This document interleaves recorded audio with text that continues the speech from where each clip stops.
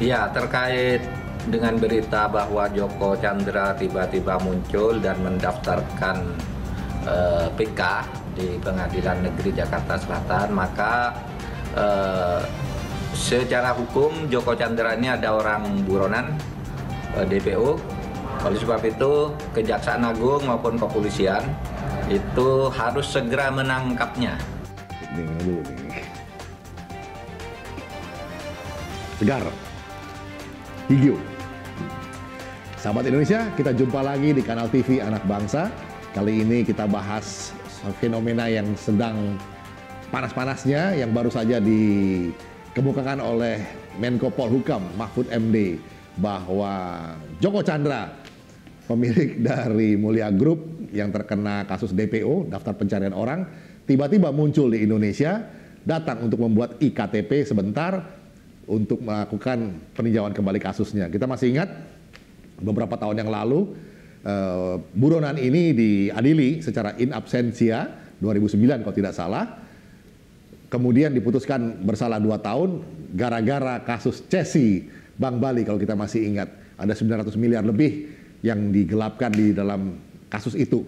Tapi bagaimana ceritanya, yang lain-lain itu Setia Novanto sudah masuk, tapi Joko Chandra menghilang dan menjadi DPO. Baru-baru ini dia datang untuk membuat iktp. Nah, fenomena ini sangat mengganggu rasa keadilan. Nah, seorang pengamat sosial politik sudah bersama dengan saya, Rudi Eskamri. Bagaimana pendapat Mas Rudi? Terima kasih. Ini sekali lagi merupakan tragedi hukum yang memalukan. Tragedi hukum yang memalukan. Dan kita, Mas Andre, kita diberikan tontonan di depan mata kita, secara telanjang mata kita bisa melihat betapa telah terjadi dagelan hukum yang melibatkan banyak orang di negeri ini. Bisa bayangkan. Itu dagelan hukum ya? Dagelan hukum.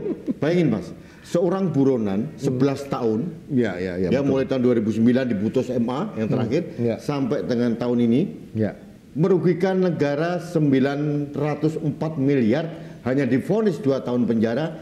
Itu pun yang bersangkutan tidak mau melaksanakan, dia kabur katanya ke Papua New Guinea atau ke Australia dan sebagainya. Nggak jelas lah pokoknya. Nggak jelas lah. Ini tiba-tiba datang, datang kemudian membuat ektp yang tadi Mas tadi ceritakan, diantar dengan karpet merah oleh lurah, hanya 1 jam selesai. Ada beberapa hal yang perlu dipertanyakan. Ya.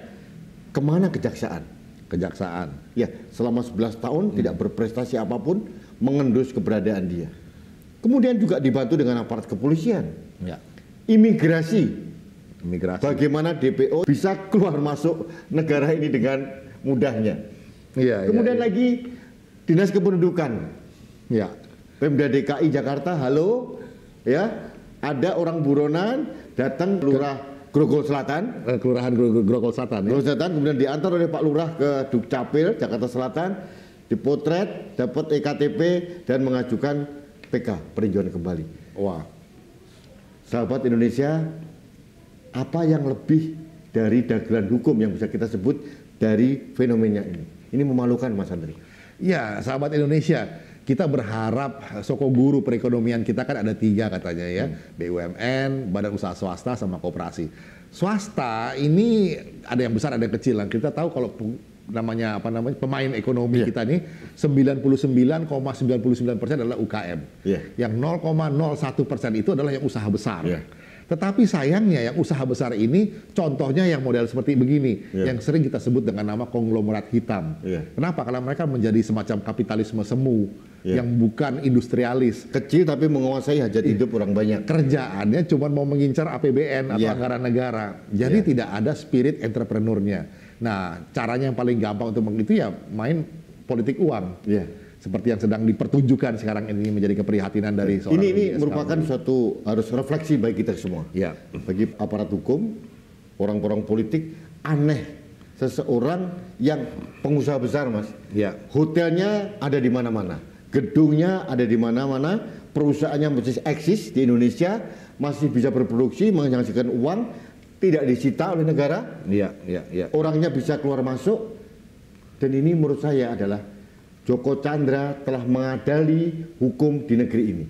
Iya, dari satu sisi beliau Joko Chandra sendiri, tapi juga aparatnya yang mesti juga dikritisi. Karena kemarin Mas Rudi, sampai seorang Menko Polhukam Mahfud MD harus mengklarifikasi dalam sebuah press conference bahwa DPO ini harus ditangkap katanya. Ini kan sebetulnya kegemasan Pak Mahfud MD ya. Bagaimana mungkin seorang DPO bisa membuat EKTP? Bahkan beliau bilang pada saat dia datang di sidang peninjauan kembali tangkap, langsung tangkap ya. Karena hukumannya sudah inkrah gitu, sudah inkrah ya. Sudah inkrah. Jadi artinya dia berhak ditangkap kapanpun dan dimanapun di wilayah negara ini. Ya. Jadi menurut saya Mas Andri, ini rejimnya Pak Jokowi ini mendapatkan limpahan sampah dari kegiatan masa lalu yang belum selesai. Ya, ini yang menjadi PR besar buat Pak Jokowi bahwa masih ada beberapa hal yang harus dibereskan. Kalau tidak, ini akan menjadi cerminan penegakan hukum yang hancur-hancuran gitu ya. Yang kita harus mengatakan bahwa ini sangat memprihatinkan. Itu yang Mas Rudi bilang tadi, dagelan tadi. Dagelan sekali.